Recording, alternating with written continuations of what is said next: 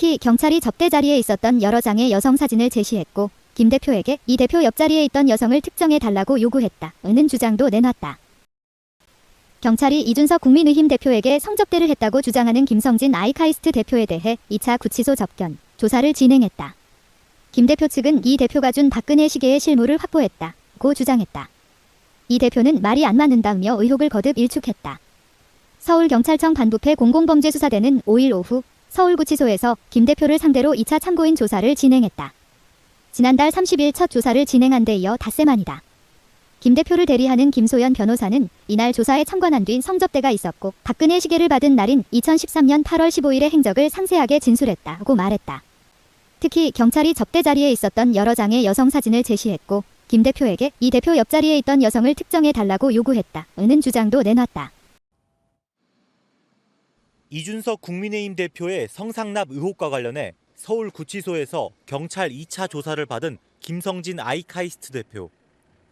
법률 대리인인 김소연 변호사는 이 대표에게서 받은 이른바 박근혜 시계 사진을 경찰에 제출하겠다고 밝혔습니다.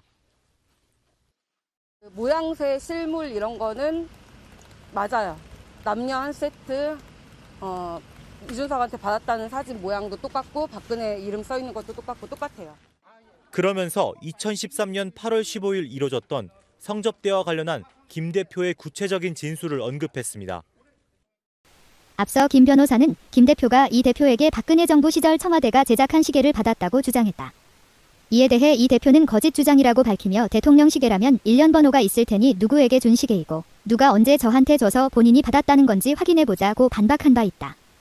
박근혜 시계는 박근혜 전 대통령 취임 첫 해인 2013년 제작돼 그해 8월 15일에 독립유공자 등에게 선물로 제공됐다. 김 대표는 이 대표가 성접대를 받은 후 해당 시계를 줬다고 주장하고 있다.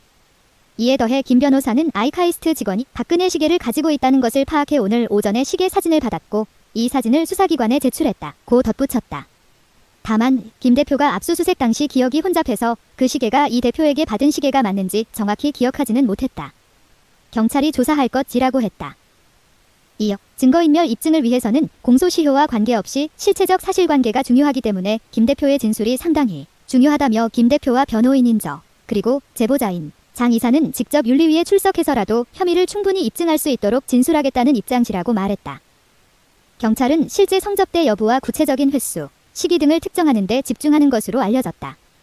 김 대표는 1차 조사에서 이 대표가 박 전 대통령과 만날 수 있게 힘써주겠다고 말하며 당시 여당 전 의원 등을 소개해줬다는 의혹을 제기했다. 가로세로연구소, 가세연은 김 대표의 수행원이었던 장모 이사 등의 제보를 토대로 지난해 12월 이 대표가 2013년 7월 11일과 8월 15일 두 차례에 걸쳐 성접대와 900만 원 상당의 화장품, 250만 원의 명절 선물 등을 받았다고 주장했다. 가세연과 시민단체 등의 고발로 경찰 수사가 시작되자 이 대표가 김철근 당대표 정무실장을 장 이사에게 보내 7억 원 투자각서를 써줬다는 의혹도 나왔다. 성접대가 없었다는 취지의 사실확인서를 써주면 장 이사가 지정한 피부과에 7억 원을 투자하겠다는 내용이다. 이 대표는 이 일로 증거인멸 교사 혐의, 김 실장은 증거인멸 혐의로 고발됐다. 같은 건으로 당 윤리위의 징계 심의도 받고 있다. 이 대표는 김 대표 측 기자회견 직후 페이스북에 말이 서서히 안 맞기 시작한다. 2013년 8월 15일 독립유공자들에게 배부한 시계를 제가 같은 날 본인 김성진에게 전달했다는 주장은 시점 자체가 틀리다라는 글을 올렸다. 나섰어요. D-Day2 침묵gen 이준석 윤핵관 공격이 명백하다. 자, 윤핵관 공격이 명백하다고 하면 증거를 내야 될 거 아니야. 야, 이준석이 네가 안 했다고 하는 말이 아니라 증거를 내놔. 내가 그날 서울에 있었다. 이 알리바이가 중요하지 않냐? 나 서울에 있었고 그때 내 여자친구 만나고 있었어. 뭐 그날에서 영화도 봤어. 그러면 영화 티켓도 있을 거고 카드 내역 같은 거 찾아보면 다 있지 않습니까? 그런 증거를 내놓으란 말이야, 이 자식아. 그냥 안 했다고 하면 끝나? 그리고 윤핵관이 공격한다면 윤핵관 이름을 말해, 이 자식아. 윤핵관 이름을 얘기 안 하잖아요, 여러분들. 예전에도 마찬가지예요. 대선 때도 윤핵관이 자기를 공격한다. 윤핵관이 뭐 방해를 놓고 있다 하는데 윤핵관이 누군지, 어떤 행위를 했는지, 어떤 사람이 어떻게 했는지 육하원칙에 의해서 얘기 안 하고 그냥 윤핵관. 그리고 이번도 마찬가지예요. 시계 부분 있잖아요, 시계. 시계 뭐 나 준 적도 없고 그때 있지도 않았고 그거 하나, 시계 부분. 얘가 지금 얘기하고 있는 건 시계 부분 하나하고 녹취 파일에서 앞뒤를 자를 수도 있는 거 아닙니까? 녹취 파일, 뭐 조각난 기억이다, 뭐 조각난 녹취 파일이다. 그러니까 아주 미세한 어떤 그 흠결 또는 자기가 얘기할 수 있는 부분만 갖고 전반적인 것을 다 물을 타버리고 논점을 흐려버리는데 아주 재주가 있어요. 근데 워낙 전방위적으로 빵빵 터지기 때문에 이준석이 뭐 꼼짝도 못하고 있는 거예요. 윤핵관 누군지 얘기해 이 자식아. 매기구이나 처먹지 말고 자식아.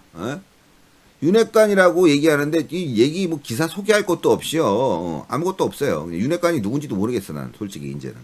아니, 장제원 가만히 있고 그리고 권성동이는 자기 편 들어주고 있고 그럼 누구야 도대체? 그러면은 행안부 장관이 이상민인가?